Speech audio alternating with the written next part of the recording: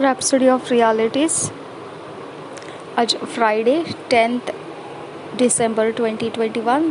आज शुक्रवार 10 दिसंबर 2021। Rhapsody of realities में आज पास्टर क्रिस ओयाखिलोम द्वारा जो वचन हमको सीखने के लिए मिला है, आइज़ाया 60 चैप्टर 22 वर्स, यशायाह की भविष्यवाणी 60 अध्याय 22 वचन। आइज़ाया 60 चैप्टर 22 वर्स, यशायाह की भविष्यवाणी 60 अध्याय 22 वचन के आधार से आज जो विषय पास्टर क्रिस ओयाखिलोम द्वारा हमको सीखने के लिए मिला है, योर कनेक्शन विथ डिविनिटी, ईश्वरीयता के साथ आपका जुड़ाव। योर कनेक्शन विथ डिविनिटी, ईश्वरीयता के साथ आपका जुड़ाव, जोड़। हम सीखेंगे pastor Chris pastor Chris Oyakhilome हमको सिखाते हैं। वचन के आधार से हम देखेंगे Isaiah 60 chapter 22 verse, a little one shall become 1,000 and a small one a strong nation, I the Lord will hasten it in his time. और एक बार पढ़ेंगे आइज़ाया 60 chapter 22 verse, a little one shall become 1,000 and a small one a strong nation, I the Lord will hasten it in his time। हम इसी वचन को पढ़ेंगे Hindi BSI Bible में से। यशायाह की भविष्यवाणी 60 अध्याय का 22 वचन, छोटे से छोटा 1,000 हो जाएगा और सबसे दुर्बल एक सामर्थी जाति बन जाएगा। मैं यहोवा हूँ, ठीक समय पर यह सब कुछ शीघ्रता से पूरा करूँगा। और एक बार पढ़ेंगे यशायाह की भविष्यवाणी 60 अध्याय का 22 वचन, छोटे से छोटा 1,000 हो जाएगा और सबसे दुर्बल एक सामर्थी जाति बन जाएगा। मैं यहोवा हूँ, ठीक समय पर यह सब कुछ शीघ्रता से पूरा करूँगा। What an inspiring scripture! कितना ही ये उत्तेजन देने वाला ऐसा वचन है। Observe that the prophet Isaiah didn't say a little one is 1,000, rather the spirit।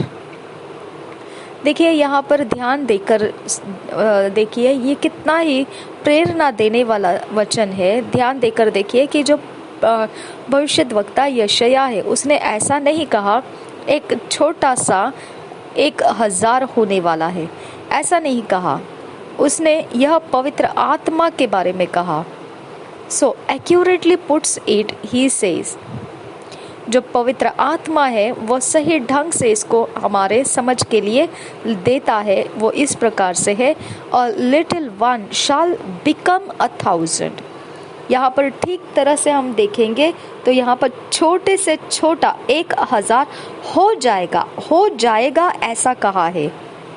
यहाँ पे ऐसा नहीं कहा कि एक छोटे से छोटा 1,000 है, ऐसा नहीं कहा। यहाँ पे ऐसा लिखा है छोटे से छोटा 1,000 हो जाएगा, ऐसा लिखा है। ये पवित्र आत्मा हमारी सहायता करता है ये बात को समझने के लिए जिस प्रकार से उसे लिखा गया है।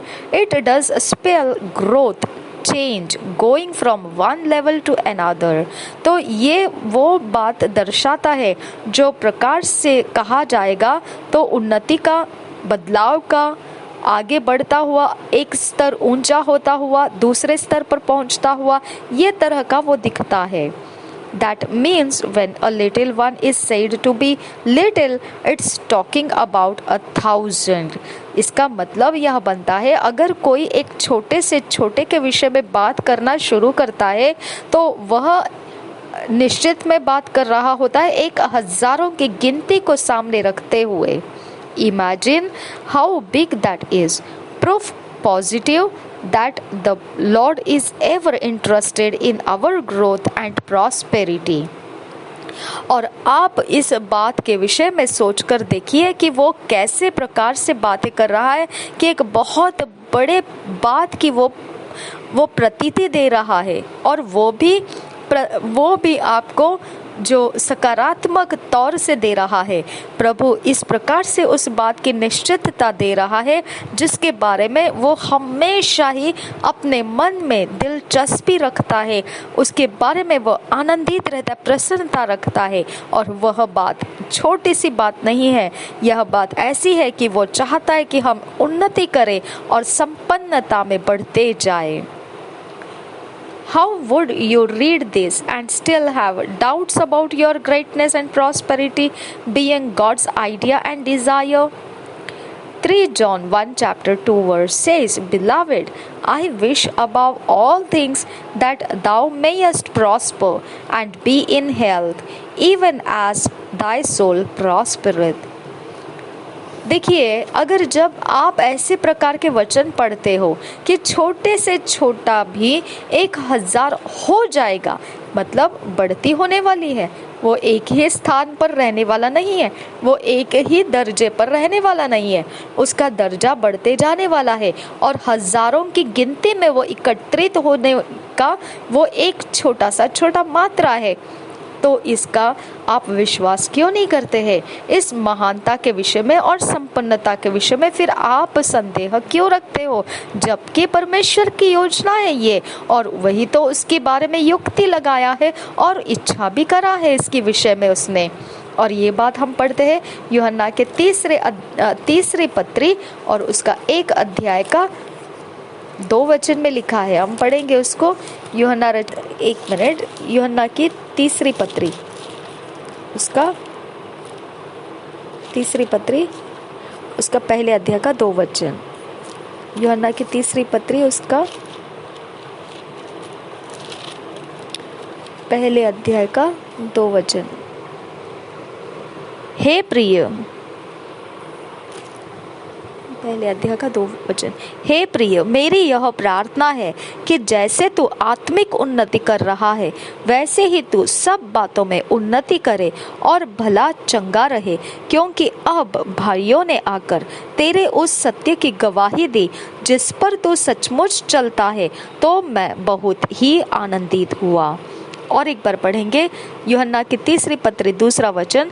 हे प्रिय, मेरी यह प्रार्थना है कि जैसे तू आत्मिक उन्नति कर रहा है वैसे ही तू सब बातों में उन्नति करे और भला चंगा रहे, क्योंकि जब भाइयों ने आकर तेरे उस सत्य की गवाही दी जिस पर तू सचमुच चलता है, तो मैं बहुत ही आनंदित हुआ। तो जब आप इस बारे में वचन को पढ़ चुके हैं और आप जानते हैं कि यह परमेश्वर का युक्ति है और उसकी इच्छा है ये कि आप महानता में बदल जाए, संपन्नता में बदल जाए, और फिर भी आप उसके ऊपर संदेह करते हो। और ये तो पहले यूहन्ना के तीसरी पत्री के 1 अध्याय के 2 वचन में तो यह खुलकर इसके बारे में लिख दिया गया है कि ये सब कुछ जो संपन्नता, सेहत और अच्छी बातों के विषय में जो है, ये तो परमेश्वर अपने अंदर से इच्छा रखा हुआ है। और पवित्र बाइबल यही तो बातें हमें ये शक्ति के अनुसार हमको बारंबार दोहरा कर हमको दिखाती है, और यही को परमेश्वर की महिमा भी कहा जाता है। और यह तो परमेश्वर का आदर है, उसके प्रतापमय होने का आदर है, और उसका विशाल परमेश्वर है। वो ऐसा परमेश्वर है जिसके वर्णन में वो प्रतापमय कहा जाता है। इस प्रकार से उसका वर्णन है। वो स्वर्गीय पिता है हमारा, और उसकी इच्छा को उसने हमारे साथ बांटा है। क्या चाहता है वो उसके संतानों के लिए, ये उसने बता दिया है। और फिर भी हम उसके ऐसी इच्छाओं के ऊपर हम संदेह रखें, तो ये कैसे हो सकता है? हम कैसे उसके ऊपर संदेह करें जो परमेश्वर खुद अपनी इच्छा कहकर हमको बता रहा है। This is the glorious life of prosperity we have been called to, and that's the basis of our prosperity. हमको परमेश्वर ने उसी जीवन के लिए बुलाया है जो महिमा से भरा हुआ जीवन है, संपन्नता भरा हुआ, और हमको वही बुलाहट में लाया गया है, और वही आधार है हमारे संपन्न होने का। We are not running after or seeking prosperity, because the truth is we are children of this true God, whose wealth is limitless, inestimable and unquantifiable. We belong to Him. तो हम तो किसी संपन्नता को ढूंढते फिर नहीं रहे और ना ही किसी संपन्नता की खोज करते हुए उसके पीछे भाग रहे, क्योंकि सच्चाई तो यह है कि हम संतान है उसी सच्चे परमेश्वर की, जिसके पास बिना किसी मर्यादा के धन संपत्ति मौजूद है, जिसकी गिनती भी आप नहीं कर सकते हैं और जिसको नापना तो आपसे हो ही नहीं सकता है, और वह सब कुछ जो उसका है वह हमको भी दे चुका है वो, और क्योंकि हम उसके हैं। The difference between Christians who believe in and walk in prosperity and those who don't is this: the former believer in their true connection with God, knowing that since it's real, they don't need to seek prosperity, it just works in them. अगर फर्क जानना चाहोगे कि जो मसीह होता है, जो विश्वास करता है और चलता है समृद्धि और संपन्नता में, और ऐसा इंसान जो नहीं ऐसा बारे में विश्वास करता है और उसका जो संबंध है परमेश्वर के साथ, उसके कारण ये फर्क पड़ता है मसीहों के बीच में, कि कुछ मसीह संपन्नता के विषय में, समृद्धि के विषय में विश्वास करता है और उसके अंदर जीवन जीता भी है, और कुछ ऐसे मसीह है जो इस प्रकार से जीता है कि वो संपन्नता और समृद्धि को तुच्छ जानता है या फिर उनके अंदर वो विश्वास नहीं करता है। तो ये फर्क का कारण क्या है? उनका परमेश्वर के साथ जानकारी के साथ जो जुड़ाव है उसमें फर्क पड़ता है, क्योंकि जो पहला वाला है, जो समझता है कि संपन्नता परमेश्वर के बुद्धि की बात है और उसकी इच्छा और युक्ति लगी हुई है कि हम बढ़ते जाए संपन्नता की और समृद्धि के सारे माहौल में हम ऊंचे दिखने के लिए बढ़ते जाए, तो फिर यहाँ पर परमेश्वर खुद ही ये बातों को आनंद लेता है, इसके बारे में जानकारी रखता है, और यही परमेश्वर का संबंध है, उसके साथ जुड़ाव है, परमेश्वर के जानकारी में रहते हुए वो परमेश्वर के साथ जुड़ा हुआ है। इसकी वजह से वो समृद्धि को तुच्छ नहीं जानता है और संपन्नता को तुच्छ नहीं जानता है। उसके अंदर भले वो बहुत विश्वास रखते हुए जीता भी है, लेकिन जो दूसरा है वो इस प्रकार की जानकारी नहीं रखता है और इसके लिए वो उस प्रकार के विश्वास को भी नहीं लेता है अपने अंदर। अगर कोई उसको समृद्धि और संपन्नता की बात बताए कि परमेश्वर चाहता है उसे समृद्ध होना, तो वो विश्वास भी नहीं करता है, वो संदेह करता है क्या सच में ये परमेश्वर है या कोई और तरीके से हमको भरमाना चाहता है। इस प्रकार से मसीहों में फर्क पड़ जाता है संपन्नता समृद्धि के विषय में। अब जब ये सच्चाई है, किसी मसीह को पता है कि ये सच्चाई असलियत है, ये हकीकत है, ये सत्य बात है, परमेश्वर की इच्छा में, योजना में है ये बात कि हम समृद्धि में बढ़ते जाए, संपन्नता की ओर बढ़ते जाए, तो फिर उनको उसका पीछा करने की ज़रूरत नहीं पड़ती है, क्योंकि वह बस उनके लिए काम करता रहता है, क्योंकि उनके अंदर ये विश्वास है कि ये तो इच्छा है परमेश्वर की, तो परमेश्वर की इच्छा हमारे अंदर मौजूद है, वो चाहता है हमको ऐसा होना चाहिए, तो वो बदलने के रास्ते देता है, वो बदलने की सामर्थ्य देता है, संपन्नता और समृद्धि में हो जाने की हमारे अंदर वो कुव्वत भी भरता है। इसके लिए उसको उस समृद्धि और संपन्नता का पीछा करते हुए, ढूंढते हुए जाने की जरूरत नहीं पड़ती है। The lighter group however don't understand it, hence they keep seeking it, trying hard to get it। परंतु जो ऐसे मसीह जो इस सच्चाई को नहीं मानते हैं और ये जानकारी नहीं रखते हैं परमेश्वर के विषय में कि परमेश्वर खुद चाहता है कि उसके संतान संपन्न बन जाए, समृद्धि में बढ़ते जाए, अगर ये ऐसा मसीह है जो ये बातों की जानकारी नहीं रख रहा है, तो वो संपन्नता और समृद्धि की बातों को तुच्छ जानेगा और फिर भी वो ऐसा ही समझता रहेगा कि हमको इस प्रकार से संपन्न समृद्धि के रास्ते नहीं चलना है। और फिर क्या हो जाता है, जब ज़रूरत पड़ता है तब उसकी ज़रूरत के हिसाब से वो ढूंढता ढूंढता भटकता भटकता वो जाता है और मेहनत करता है किस प्रकार से वो अपनी हैसियत को ऊंचे दर्जे पर लेकर आए। And because it eludes them, they criticize it।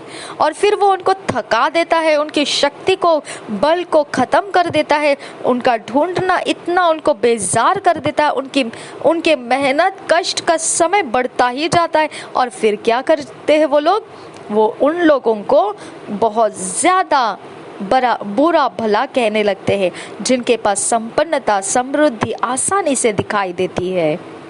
There is no human being who does not want to prosper. ऐसा कोई मनुष्य जाति नहीं है इस पृथ्वी के ऊपर जिसको संपन्नता से भरपूर नहीं होना है, समृद्धि में नहीं होना है। That's a fact. अब ये तो हकीकत है। The reason many work and continually seek to improve themselves is so they could have better means to take care of themselves, their families and loved ones and help other people. अब देखा जाए कारण क्या है, मनुष्य इस प्रकार से हकीकत में बढ़ता हुआ जानना चाहता है, अपने आप को समृद्धि में देखना चाहता है। उसकी तो है, उसके अंदर तो वो ही कामनाएं होती है, उसके अंदर ऐसा होना चाहिए, परंतु उसका कारण अगर देखा जाएगा तो बहुत सारा ऐसा काम इस प्रकार से होता है जो लोग लगातार मेहनत करते हैं, लगातार ढूंढते रहते हैं, लगातार वो अपने जीवन में ऐसा ही देखते हैं कुछ अच्छा हो जाए, हमारे साथ कुछ अच्छा हो जाए, कुछ संपन्नता दिखाई दे, कुछ समृद्धि आ जाए, तो मेहनत के ऊपर मेहनत, मेहनत के ऊपर मेहनत, समय के ऊपर समय, तरीकों के ऊपर तरीके लगाते जाते और अपने आप में वो सुधार लाने की कोशिशें करते हैं कि वो संपन्न हो जाए और समृद्ध हो जाए। अब यही तो वो कारण है कि मनुष्य के अंदर संपन्न होने का मन रखा है परमेश्वर ने।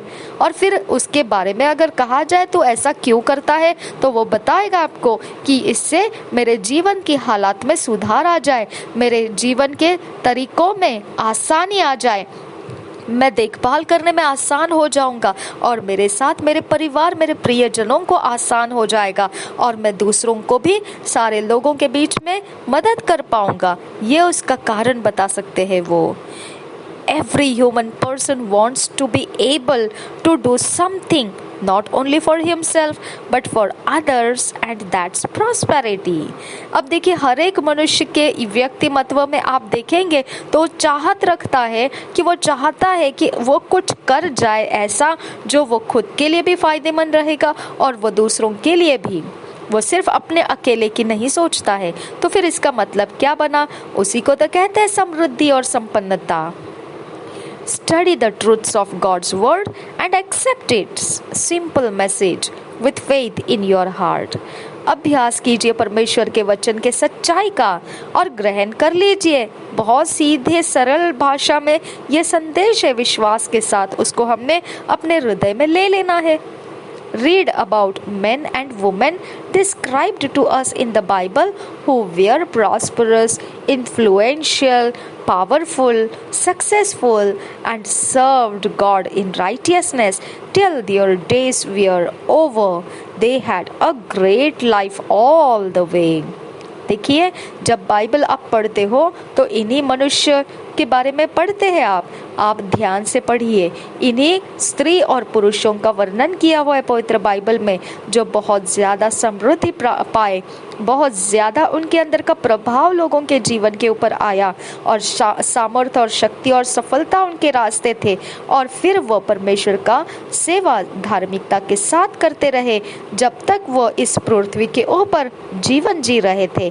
बहुत महान जीवन उनके जीवन में रहा, उनके सारे मार्ग महानता से भरे हुए रहते थे। Accept growth and prosperity and walk in it.